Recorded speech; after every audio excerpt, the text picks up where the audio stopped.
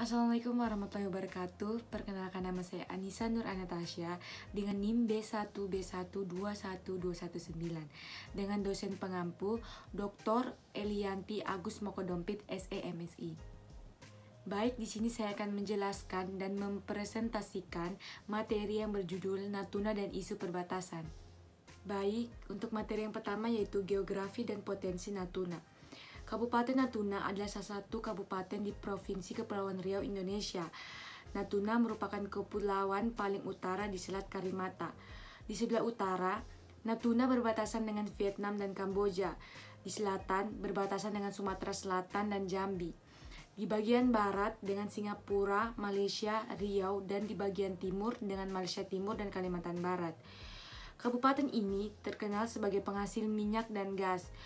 Cadangan minyak bumi Natuna diperkirakan mencapai 14.386,470 barel, sedangkan gas bumi sebesar 112.356,680 barel. 35 Kabupaten Natuna dibentuk berdasarkan Undang-Undang 1999 dengan dilantiknya Bupati Natuna Andi Rifai Siregar oleh Menteri Dalam Negeri AD Interim Jenderal TNI Faisal Tanjung Jakarta. Selanjutnya yaitu isu-isu terkait perbatasan maritim. Secara geografis, Kabupaten Natuna terletak pada posisi 1 dengan 70, 19, lintang utara dan 105. Mempunyai luas 264.198,37 km, 262 197,07 km 2, dan sisanya daratan yang berbentuk kepulauan seluas 2,001,3 km. Posisi geografis Natuna membuat Natuna menjadi wilayah strategis terutama karena kekayaan dalam lautnya. Sumber daya perikanan laut Natuna yang mencapai lebih dari 1 juta ton per tahun dimanfaatkan sekitar 36%. Isu yang muncul di perbatasan Natuna selain manajemen perbatasan adalah illegal fishing. Lemahnya pengawasan terhadap illegal fishing di Laut Cina Selatan dikarenakan pertama, limitasi alami berupa Laut Cina Selatan dengan kondisi iklim yang menyulitkan kapal-kapal kecil seperti kapal patroli untuk berlayar. Kedua, minimnya jumlah dan kualitas kapal patroli yang dimiliki pos TNI Angkatan Laut, di mana sebagian besar merupakan kapal yang sudah tua atau berupa kapal kayu, sehingga tidak layak untuk digunakan dalam tugas patroli dalam wilayah laut negara. Dan yang terakhir yaitu minimnya pengetahuan pengelolaan perbatasan oleh tenaga pengaman perbatasan, sehingga tidak mendukung fungsi hankam di perbatasan. Menurut Adi Muswardi, secara umum tindakan illegal fishing yang terjadi di perairan Natuna antara lain yaitu penangkapan ikan tanpa izin, kedua penangkapan ikan dengan menggunakan izin palsu, ketiga penangkapan ikan dengan menggunakan alat tangkap terlarang, dan yang keempat yaitu penangkapan ikan dengan jenis atau spesies yang tidak sesuai dengan surat izin. Tingginya angka tindakan illegal fishing di perairan Natuna disebabkan keberadaan pos lintas batas atau PLB dan pos pemeriksaan lantas atau PPLB beserta fasilitas bea cukai, imigrasi, karantina, dan keamanan atau CIKS. Selanjutnya yaitu isu di kawasan Z. Indonesia mengenal zona ekonomi eksklusif berdasarkan UNCLOS 1982. Oleh karena itu, sepanjang 200 mil laut dari garis pantai merupakan kedaulatan Z kecuali diatur perbatasan maritim. Isu perbatasan maritim ini masih terus dibahas oleh beberapa negara tetangga Indonesia, namun tidak ada perbatasan wilayah yang dibahas dengan Cina. Sejak tahun 1969, Indonesia telah berhasil menyepakati batasan maritim dengan negara tetangga.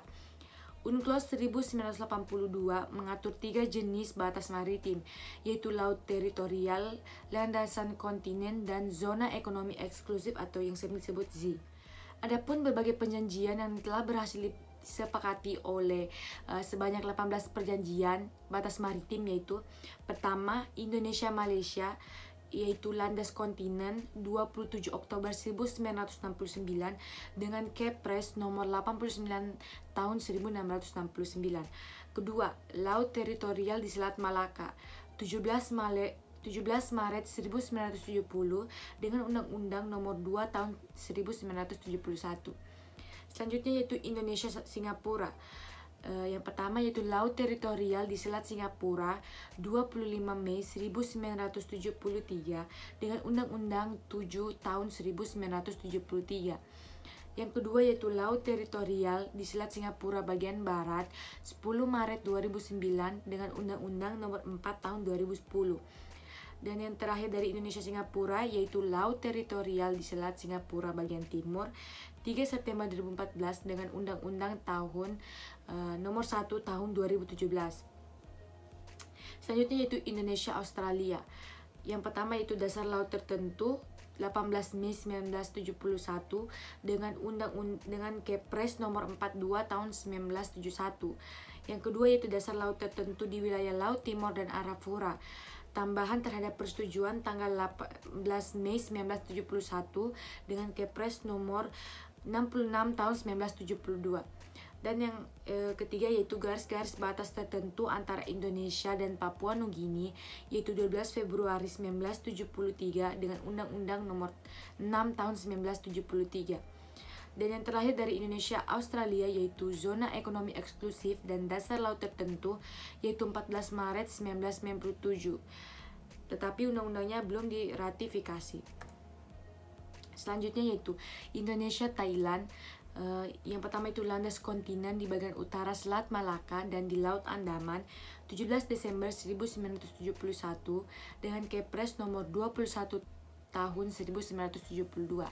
Yang kedua yaitu Dasar Laut di Laut Andaman 11 Desember 1975 dengan Kepres Nomor 1 Tahun 1977. Selanjutnya yaitu Indonesia India dengan garis batas landas kontinen 8 Agustus 1974 dengan Kepres Nomor 51 Tahun 1974.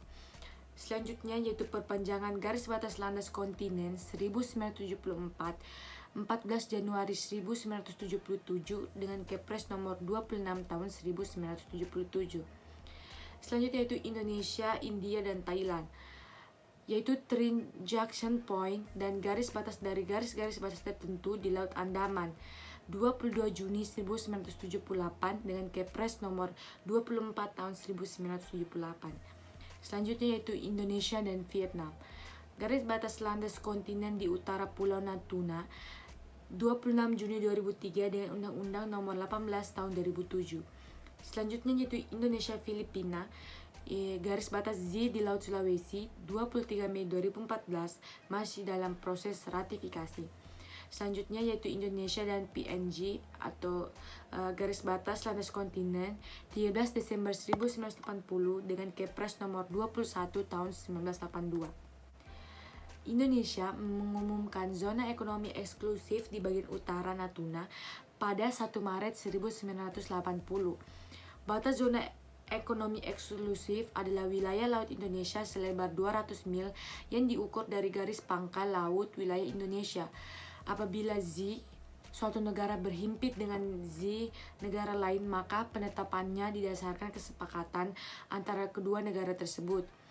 Haji Abdul Thalib yang mengutip bab 3 pasal 4 Undang-Undang Nomor 5 Tahun 1983 tentang zona ekonomi eksklusif Indonesia menyebutkan bahwa pertama, di zona ekonomi eksklusif Indonesia, Republik Indonesia mempunyai dan melaksanakan pertama, yaitu hak berdaulat untuk melakukan eksplorasi dan eksploitasi, pengelolaan dan konservasi sumber daya alam hayati dan non-hayati dari dasar laut dan tanah di bawahnya serta air di atasnya dan kegiatan-kegiatan lainnya untuk eksplorasi dan eksploitasi ekonomi zona tersebut, seperti pembangkitan tenaga air, arus, dan angin.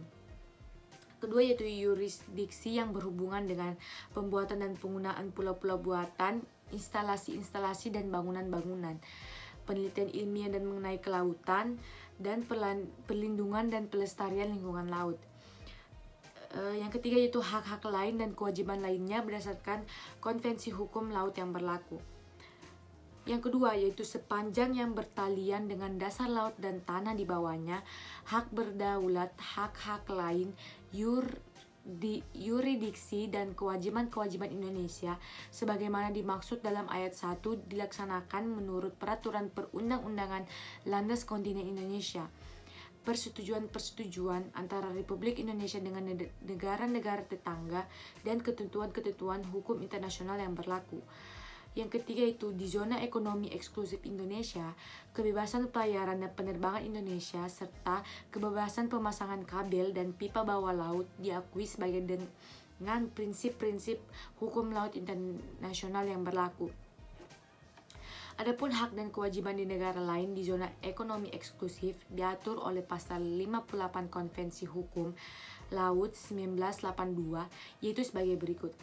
Yang pertama yaitu di zona ekonomi eksklusif, semua negara, baik negara berpantai atau tak berpantai, dengan tunduk pada ketentuan yang relevan, kebebasan pelayaran dan penerbangan, kabel dan pipa bawah laut yang disebutkan dalam pasal 87. Yang kedua yaitu pasal 88 dengan pasal 115 dan ketentuan hukum internasional lain yang berlaku diterapkan bagi zona ekonomi eksklusif sepanjang tidak bertentangan dengan bab ini. Yang ketiga itu dalam melaksanakan hak memenuhi kewajiban berdasarkan konvensi ini di zona ekonomi eksklusif, negara harus memperhatikan sebagaimana mestinya hak dan kewajiban negara pantai dan harus mentaati peraturan perundang-undangan yang ditetapkan oleh negara. Selanjutnya itu isu dengan Cina. Cina menyerahkan peta yang menyatakan non-dust line di Laut Cina Selatan yang diklaim kepada PBB tanggal 7 Mei 2009. Cina mengklaim wilayah kedaulatannya berada dalam 9 garis putus-putus yang diletakkan di peta Laut Cina Selatan.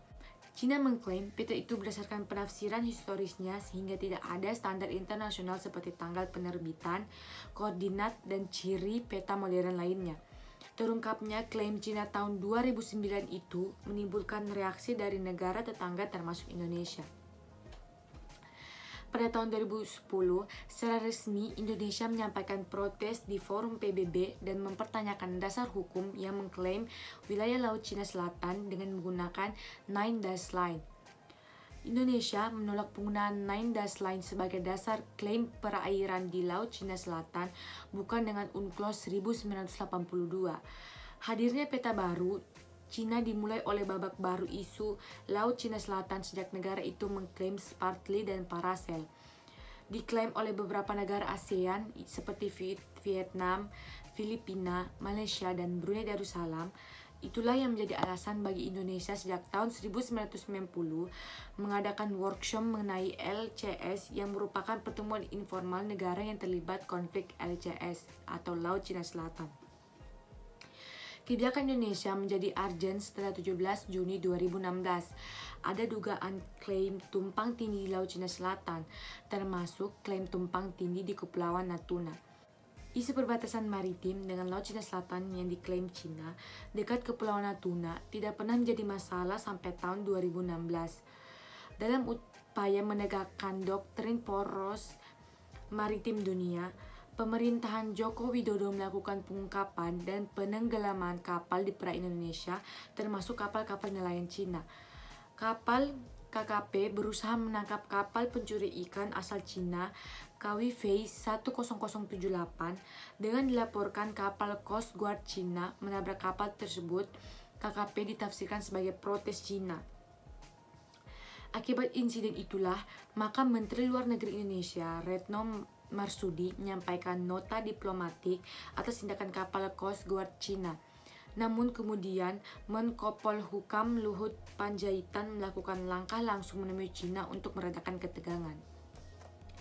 Sepanjang tahun 2016, sedikitnya terekam 3 kali insiden yang melibatkan TNI Angkatan Laut, Kementerian Kelautan dan Perikanan atau KKP, dan Chinese Coast Guard.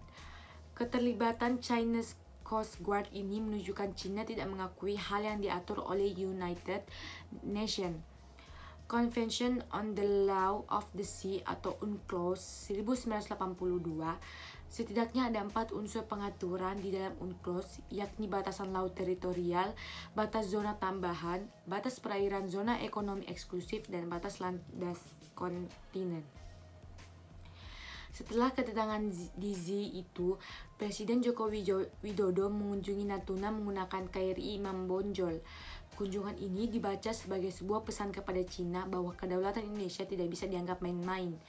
Cina dengan menggunakan doktrin Nine Dash Line atau 9 garis terputus-putus mengklaim tidak ada pelanggaran batas perairan dengan Indonesia. Bahkan Cina menganggap adanya tumpang tindih di wilayah kedaulatan di Z Indonesia karena adanya prinsip Nine Dash Line yang tidak diakui oleh UNCLOS. Cina mengklaim bahwa Z Indonesia adalah wilayah nelayan tradisional Cina. Baik, itulah tadi materi tentang Natuna dan isu perbatasan yang bisa saya sampaikan. Jika ada kesalahan kata mohon dimaafkan. Wabillahi taufiq wal hidayah. Wassalamualaikum warahmatullahi wabarakatuh.